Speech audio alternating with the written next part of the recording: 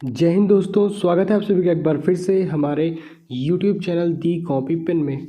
और साथ ही आप सभी का लूसेंट जिंदाबाद सीरीज़ में भी स्वागत है, जिसमें हम लोग प्राचीन इतिहास की बात कर रहे थे। प्राचीन भारत के इतिहास की बात कर रहे थे। कुषाण वंश तक हो गया था। ठीक, आज हम लोग बात करेंगे संगम युग की। ठीक, संगम युग से उतने क्वेश्चन नहीं पूछे जाते हैं, लेकिन एक बार पढ़ लीजिए, शायद ही कोई फंस जाए। ठीक, लेकिन शायद ही कोई क्वेश्चन आए एग्ज़ाम में, लेकिन पढ़ना ज़रूरी है सीरियल से, इसलिए आप सभी अच्छे से पढ़ेंगे, आराम से पढ़ेंगे। तो चलिए वीडियो की शुरुआत करते हैं हम लोग संगम युग से। तो ऐतिहासिक युग के प्रारंभ में दक्षिण भारत का क्रमबद्ध इतिहास हमें जिस साहित्य से ज्ञात होता है उसे संगम साहित्य कहते हैं। तो संगम साहित्य से हमें दक्षिण भारत के इतिहास का क्रमबद्ध इतिहास हमें ऐसे साहित्य या जिस साहित्य से ज्ञात होता है उसे हम लोग संगम साहित्य कहते हैं। तो संगम साहित्य का संबंध किससे? दक्षिण भारत के साहित्य से है। संगम शब्द का अर्थ परिषद अथवा गोष्ठी से होता है, जिनमें तमिल कवि एवं विद्वान एकत्रित होते थे। प्रत्येक कवि अथवा लेखक अपनी रचनाओं को संगम के समक्ष प्रस्तुत करता था तथा इसकी स्वीकृति प्राप्त हो जाने के बाद ही किसी भी रचना का प्रकाशन संभव था। तो समझ में आया कि संगम युग क्या है और इसका संबंध किससे है। नेक्स्ट पॉइंट की बात करें तो परंपरा के अनुसार अति प्राचीन समय में पांड्य राजाओं के संरक्षण में कुल 3 संगम आयोजित किए गए। इनमें से संकलित साहित्य को ही संगम साहित्य की संज्ञा प्रदान की गई। ठीक, उपलब्ध संगम साहित्य का विभाजन 3 भागों में किया गया था। कौन कौन से 3 भाग? एक तो पथुत पातु इथु थोके और थर्ड है पादिनेन कील कनककु। ठीक, बड़े अजीब से नाम है, लेकिन एक बार पढ़ लीजिए, ये जरूर, अगर ध्यान में नहीं आते तो कोई बात नहीं।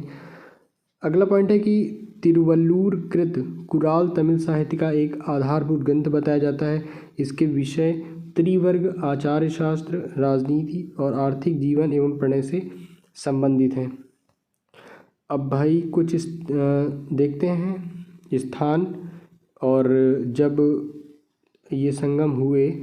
ठीक, तो स्थान, ये प्रथम जो संगम जो हुआ वो प्रथम संगम मदुरा में, ठीक, या मदुरा, ठीक, समुद्र में विलीन हो चुकी इस समय लगभग 4440 वर्ष पूर्व। ये इसके अध्यक्ष कौन थे? अगस्त ऋषि। और संकलित महत्वपूर्ण ग्रंथ की बात करें तो अकटियम, परिपदाल, मदुनारे, ठीक, मुदुकुरकु तथा कराली आविरे। ठीक, अभी तो इनमें से कोई भी उपलब्ध नहीं है। सेकंड की बात करें तो संगम, जो दूसरा संगम है, ये कपाटपुरम में आयोजित हुआ। डेट 3700 वर्ष पूर्व और अलैवकाई, और इसके जो अध्यक्ष वो भी कौन थे? अगस्त्य।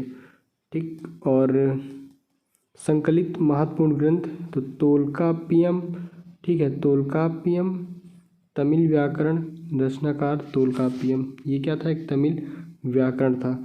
इसके बाद तीसरा संगम मदुरा में 1850 वर्ष पूर्व, और इसके अध्यक्ष की बात कर लें तो नक्किरर, ठीक, कौन थे?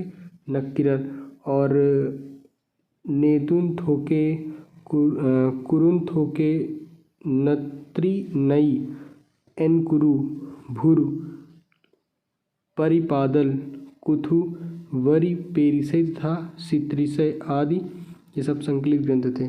कवियों और विद्वानों की परिषद के लिए संगम नाम का प्रयोग सर्वप्रथम 7वीं सदी के प्रारंभ में शैव संत, जिनको नैनार कहते हैं, तिरुनाबुक रसु या पार ने किया। इसके बाद नेक्स्ट की बात करें तो इलांगोकृत शिल्पादि कार्यक्रम, ठीक, पायलों का गीत एक उत्कृष्ट रचना है जो तमिल जनता में राष्ट्रीय काव्य के रूप में मानी जाती है।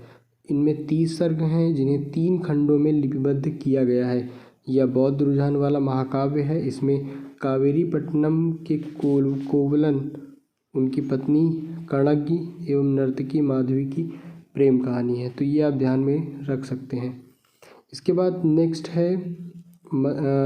पॉइंट की बात करते हैं तो मदुरा के बौद्ध धर्मावलंबी व्यापारी शीतलय सत्यनारायण ने मणिमेकले की रचना की। इसमें 30 सर्गों के अतिरिक्त एक प्रस्तावना भी है।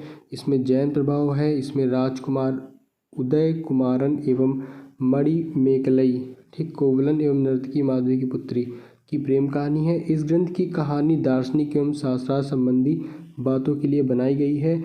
इसका महत्व मुख्यतः धार्मिक है। नीलकंठ शास्त्री के अनुसार यह बौद्ध लेखक दिंडनाथ की कृति न्याय प्रवेश पर आधारित है। इसके बाद अगले पॉइंट की बात करें तो जीवक चिंतामणि संगम काल के बहुत बाद की रचना है। इसकी रचना का श्रेय जैन भिक्षु तिरुक्तक देवर को दिया जाता है। कहा जाता है कि तिरुतक देवर पहले चोल राजकुमार था जो बाद में जैन भिक्षु बन गया। अगले पॉइंट की बात करें तो तोल्काप्पियम तमिल व्याकरण है। ठीक, तोल्काप्पियम क्या है? तमिल व्याकरण है। 5वीं सदी के बाद बहुत सी प्रसिद्ध तमिल रचनाएं बहुत नैतिक एवं दार्शनिक उद्देश्यों से लिखी गई। इनमें तिरुवल्लुवार की तिरुकुरल सबसे प्रसिद्ध है। ठीक, रामकथा के अनेक तमिल संस्करण, जिनमें सबसे प्रसिद्ध कम्मन की ई रामावतारम है। ठीक, कम्मन की क्या है? ई रामावतारम। अगले पॉइंट की बात करें तो संगम साहित्य के काव्य को 2 श्रेणियों में बांटा गया है। एक तो अकम और दूसरा है पुरम। कौन कौन से? अकम और पुरम। अकम काव्यों का मूल विषय प्रेम प्रसंग है, जबकि पुरम कवियों का विषय क्या है? युद्ध। अगले पॉइंट की बात करें तो संगम साहित्य से हमें तमिल प्रदेश के 3 राज्यों चोल, चेर तथा पांड्य का विवरण प्राप्त होता है। ठीक, तो अगर प्रश्न बनता है कि संगम साहित्य में हमें किन तमिल प्रदेशों की जानकारी मिलती है, तो चोल, चेर और पांड्य। उत्तर पूर्व में चोल, दक्षिण पश्चिम में चेर तथा दक्षिण पूर्व में पांड्य राज्य स्थित था। अब अगले पॉइंट की बात करते हैं। अगला पॉइंट क्या है कि संगम युगीन कवियों में सर्वाधिक शक्तिशाली, संगम युगीन राज्यों में सर्वाधिक शक्तिशाली चोल राज्य था। यह पेन्नार तथा दक्षिणी भेल्लारू नदियों के बीच स्थित था। इसका सबसे प्रतापी राजा कौन था? करिकाल। अगला पॉइंट है कि करिकाल ब्राह्मण मतानुयायी था। इसने ब्राह्मण धर्म को राजकीय संरक्षण प्रदान किया। पुहार पत्तन का निर्माण इसी के समय हुआ। इसने कावेरी नदी के मुहाने पर बांध बनवाया तथा सिंचाई करने के लिए नहरों का निर्माण करवाया।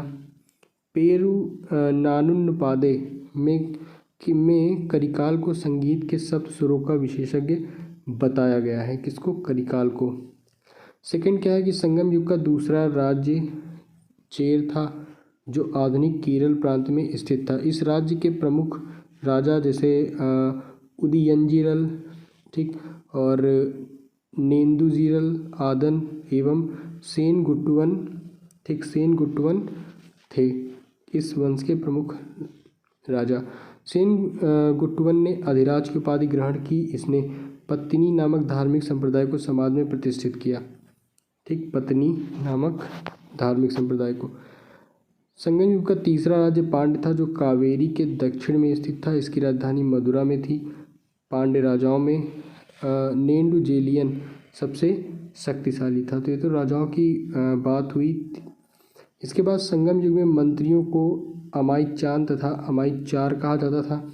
राजधानी में एक राजसभा होती थी जिसे नालवई कहा जाता था। यह राजा के साथ न्याय का कार्य करता था। राजा देश का प्रधान न्यायाधीश था। सभी प्रकार के मामलों की सुनवाई की अंतिम अदालत होता था। राजा के न्यायालय को मनरम कहा जाता था।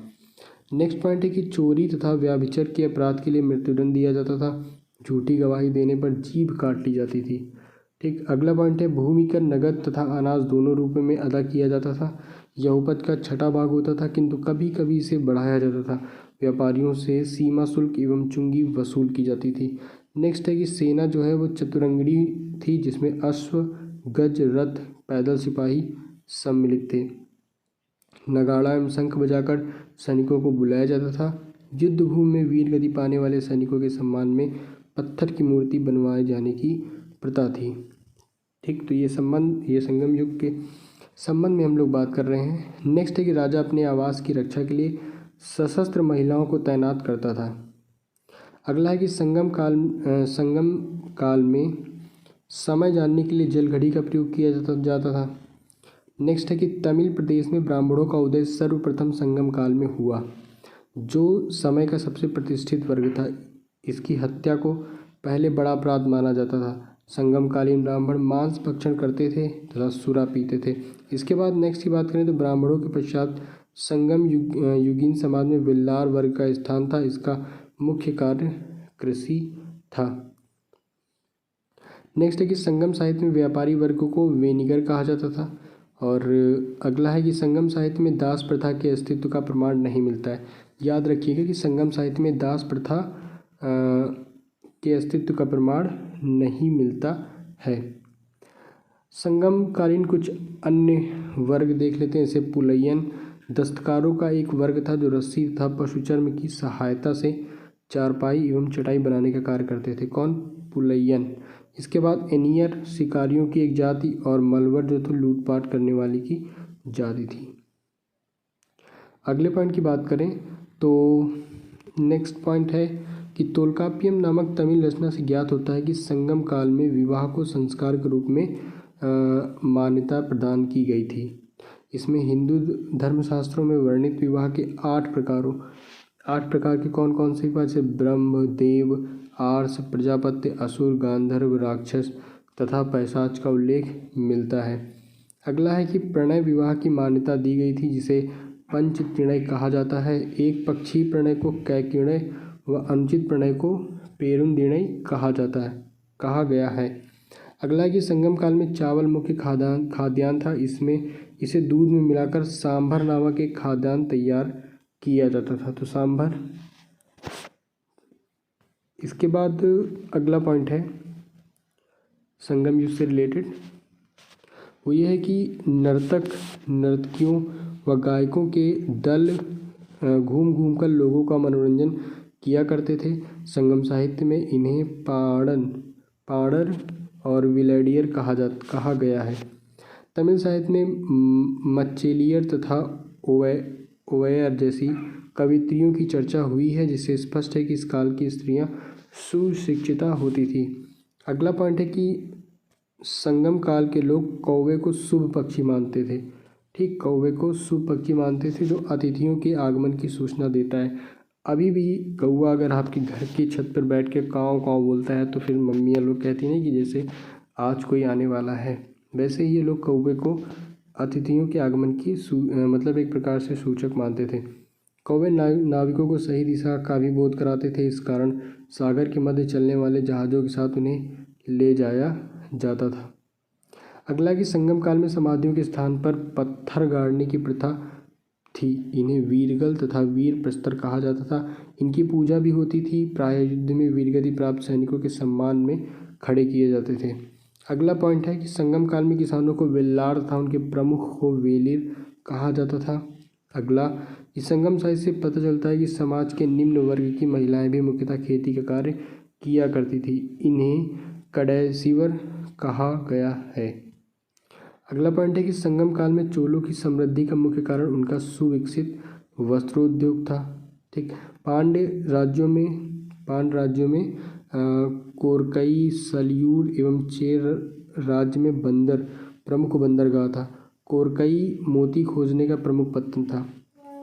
अगला पॉइंट है कि कोरोमंडल समुद्र तट पर पुदुचेरी से 3 किलोमीटर दक्षिण में स्थित अरिकमेडु चोल वंश का एक प्रमुख बंदरगाह था। इस बंदरगाह से रोम के साथ व्यापार होता था। 1945 में यहाँ की खुदाई से एक विशाल रोमन बस्ती का पता चला है। यहाँ मानकों के निर्माण का कारखाना भी था। पेरिप्लस में अरिकमेडु को पेडोक कहा गया है। आगे भी नोट करके कुछ लिखा है और इसको भी आपको पढ़ना है कि संगम काल में ही मिस्र के एक नाविक हिप्पोलस ने मानसूनी हवाओं के सहारे बड़े जहाज़ों से सीधे समुद्र पार कर सकने की विधि खोजी। ठीक, सीधे समुद्र पार कर सकने की विधि खोजी। अगला पॉइंट है कि तमिल देश का प्राचीन देवता मुरुगन था। कालांतर में उसका नाम सुब्रमण्य हो गया और स्कंद कार्तिकेय के साथ उसका तादाद में स्थापित कर दिया गया। हिंदू धर्म में स्कंद कार्तिकेय को शिव पार्वती का पुत्र माना जाता है। स्कंद का नाम कुमार भी है और तमिल भाषा में मुरुगन शब्द का यही अर्थ होता है। मुरुगन का प्रतीक मुर्गा माना जाता था तथा उसके विषय में यह मान्यता थी कि उसे पर्वत पर क्रीड़ा करना अत्यधिक प्रिय है। उसका अस्त्र बर्छा था तथा कुरुवस नामक एक पर्वतीय जनजाति की स्त्री को मुरुगन की पत्नियों में माना गया है।